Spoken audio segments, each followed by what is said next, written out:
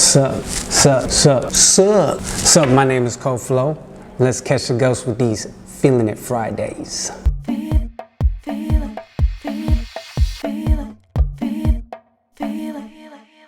It's Friday, and this is what I'm feeling. Got a lot going on. I'm actually here at this really cool space here in Oakland called Art House, doing some COVID-safe event production, so taking some time to share the love for all these good tunes. This episode is going to be one song, and the song that I chose today that I want to tell you about is a song called JABER.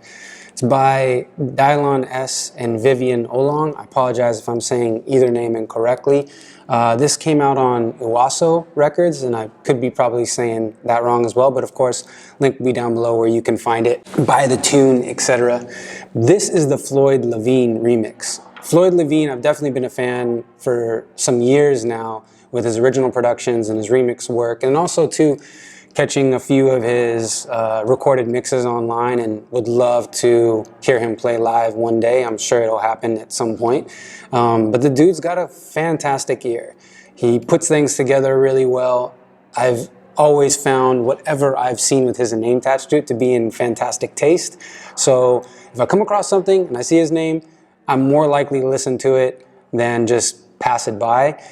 So that's a name that you definitely should put on your radar. Okay, so the song JABER, the best way I can describe it is deep and sonically tasteful. The production in this relies heavy on groove and percussive elements to create the majority of the bedrock from a dance perspective in terms of how I feel. Sometimes it's like about melody, sometimes it's about energy. This song, obviously being remixed, has a really cool vocal. Obviously lends a huge amount of the value of the actual song and what attracts me from like a feeling it perspective, but the dance undeniability is in the groove and the way the percussive elements and even the more synthetic or melodic driven ideas, even how they are treated in a very simplistic percussive way. Let's check out the bedrock groove, kind of the intro of the track, and you'll see how that sets the stage for everything.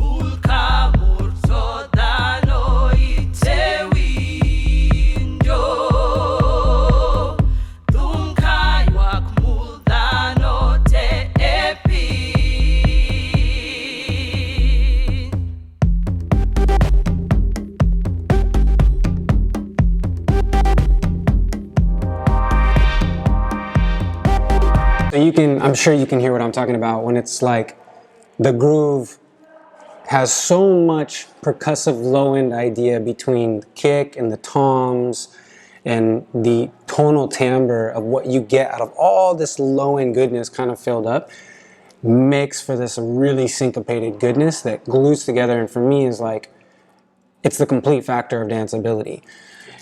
Also too, you even notice with like that little intro, when you have the vocal part, the lead into what now takes us into another idea of the arrangement where we have more added. We have some of these like these melodic ideas that again are much more percussive in how they're being utilized, at least so far. The transitional idea and even how that's done is like really minimalistic. There's not all this extra added like overproducedness to make these sections, and I think that's super dope because sometimes, especially as a producer, I'm constantly thinking about how do I produce into this next section? How do I make this more appealing? How do I uplift a particular element? And sometimes doing nothing is the best idea to introduce a new idea. And I think it's shown here incredibly well and makes the danceability factor go up a notch, even from the initial groove. As the song progresses, you get another kind of rendition of this vocal chant, and you get into more of like a spoken, like sultry piece from the singer, which then leads into another arrangement idea, which essentially starts to fill in these small holes that are open in the sonic palette. And one of the things that I learned long ago, where if you can do something to fill up the space with just a few more notes in a repetitive fashion, be it a 16th or an 8th or something like that. When I say 16th or 8th, I mean 8th note, 16th note, something to fill up, be it a shaker, a hi-hat, something.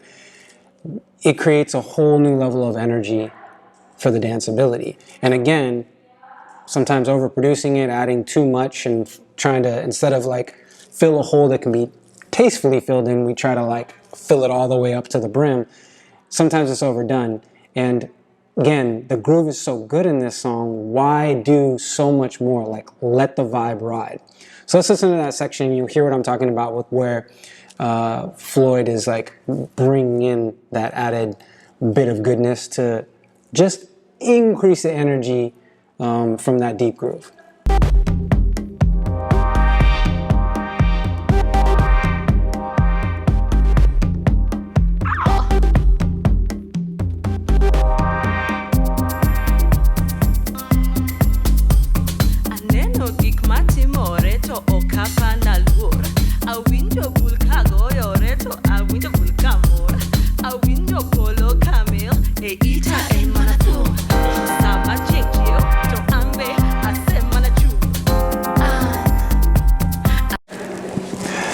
So you see what I'm saying, where like that added bit of energy, a little bit more of like a flair and some of the syncopation and some percussive elements, and like the vulnerability in the vocal, like it feels very naked. And I like that because it's like this vocal rap that kind of like sits on top. And a lot of times I'm not really into that style of like vocal ideas for house music. I'm not saying rap, it's more of like the way it was done. It kind of just bounces around and being very naked and vulnerable, I think is like super tasteful because again, like it doesn't detract from like this super cool groove. Like it's simplicity in terms of stacking the elements rather than gluing the elements.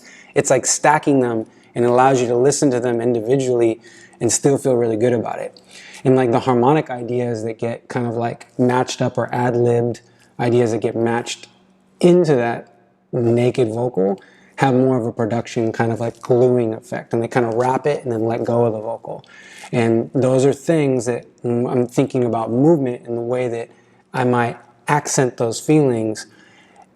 It makes for a really performative way to express the movement because I can keep a groove, accent these vocals, but then really embellish any kind of like harmonic or idea that gets brought up into the vocal with these ad-libs or harmonies or whatever you want to call them. So I'm going to blast ahead and kind of get to this part where you get some of these piano stabs and like this really cool metallic synth lead thing that kind of comes in and out. And again, everything plays like a very like short-lived idea that is treated, in my opinion, way more percussively in how it gets delivered rather than like a chord progression or something that's supposed to outline this like, you know, really drawn out thing. It's like everything has a rhythmic quality, even if it's not meant to be like a heavy rhythm. This is definitely sound design. It's like we started low and we built something thinner and higher, thinner and higher, thinner and higher. Now we have something like much more metallic, much more floating on top that has a lot more separation. We can clearly hear all the layers, and it's so beautifully done because, again, if I'm trying to really identify layers wise and what I might be expressing with my movement, I can hear it all so clearly, especially for a new dancer that's really trying to take complex, rhythmically complex groove and be able to hear all the pieces to where they can adopt and try to identify movement for.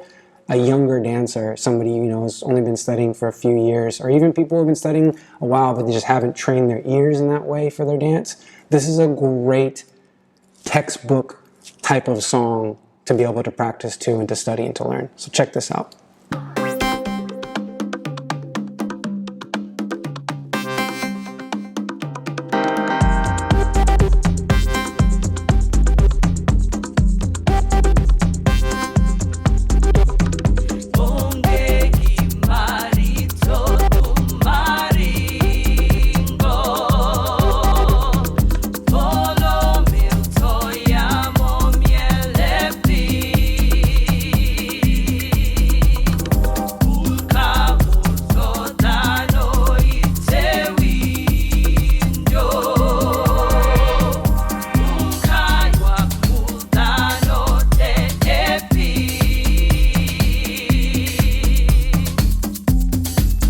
So, if nothing else, I think this song lends such a great, tasteful idea to taking elements, presenting the rich timbre and quality of those elements so that you can hear them clearly no matter what level of the arrangement is going on, busy or very minimal. A great, again, to repeat myself, it's a great lesson for people learning to train their ears in dance and learning to hear timbre and quality and identify the instruments or the idea of the instrumentation that's being used, whether it be synthetic or organic, like a particular drum or what have you. Man, it's such a good tune. Groove is everything in this. I tend to always pick things that are groove heavy, but I mean this one, again, because of how it's layered and the simplicity of it all. JABER, this is the Floyd Lavin remix by Dylan S. and Vivian Olang. Link's gonna be below where you can find it, check it out, buy it. What a dope song. I can't wait for the next Floyd Lavin touch on something or original tune. Definitely a big fan. Hope you enjoyed this video. We'll see you next Friday. If you got a song you want me to check out, leave me a comment below. Throw me a like if you're feeling this, and of course subscribe if you want to be notified. But that's it for Feelin Fridays. See you next week. Peace, players.